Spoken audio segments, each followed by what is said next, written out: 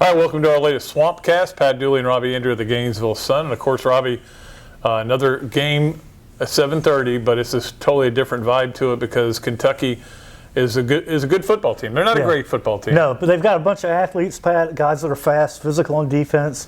They've got, a little bit of an issue at quarterback based on the first game they played where guys struggled. But, they've got better players. Stoops has done a good job elevating the talent level there for sure. Yeah, they started a kid in Wilson who was a JUCO guy, and he struggled with 2 picks and a fumble. Said his sleeve got in the way. Okay. That's the best excuse I've ever heard. Why is he wearing sleeves on I don't know. Then he got hurt. They brought in their true freshman. He did good at first and then didn't do very good, and they brought him back. Yeah. And now those guys have to come to the Swamp. And I think that is the biggest factor of this game. To me, yeah, I've thought about that too looking at this game. That's the one big advantage Florida has. They've got 2 quarterbacks who've never been in an environment like this and coming off a shaky performance. Yep. That plays in Florida's favor in a big way. And you look at that score and see 35-20 against Central Michigan, and you're probably going, oh, Florida's going to kill them. They played great defense against Central Michigan. They got 1 fumble return for a touchdown. But you look at the numbers, I think they had 11 first downs in the game. So those 3 turnovers went for 13 points. Yeah. Matt. So, I mean, that's not on the defense. No, and this, I love their linebackers. I think they're really talented guys. I don't think they have as good a players as Florida, but they're not very far behind. The talent gap hasn't. Yeah, for sure, Pat. Continued to expand. Yeah, and if you're Kentucky, Florida looks at the quarterback situation for Kentucky. If you're Kentucky, you look at Florida's offensive line and think, hey, we can handle these guys. Right. I mean, they did not get any push in that game, in the running game, and it looked very familiar to me a lot during that game. Yeah, the offensive line, improved play on the line is going to be a big key for Florida in this game. There's no question about it. And, of course, the streak, we've talked about it all week, and it is what it is. It has nothing to do with this game. Not only did you talk about it, you became the streak. I became it. It overtook my body. Richard Pryor was in there with you. It was, yeah. It was – look, the thing is – It keeps happening, and after a while you start to think, you wonder if it's more motivation for Kentucky or more gets in their heads. Yeah. But, I love the way both teams take the approach to it was, well, we haven't played in any of those games yet, so it doesn't affect us at all. So that's kind of the way people look at it now. Well, when this streak started. Because it's so long. Yeah, this streak started. A lot of these guys, their parents hadn't met yet.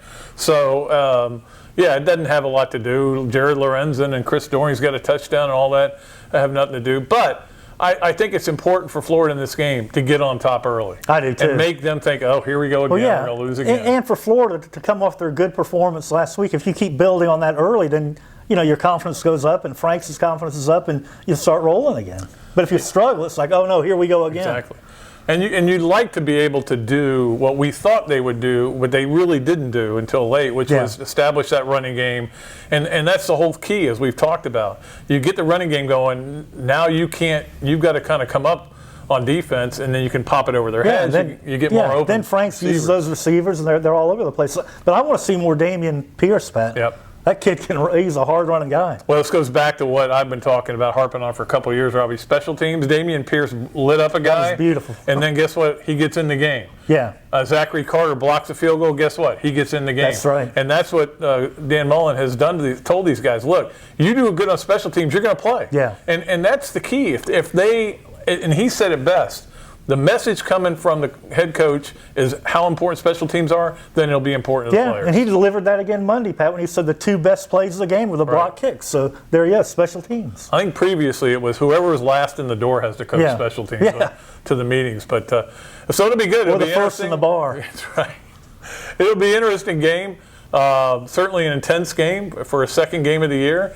And, we'll just see what happens. I'm not going to pick against Florida when you've won 31 in a row. No, not at all, especially playing at home at night. I really thought last year was the year they were going to get them, and they should have.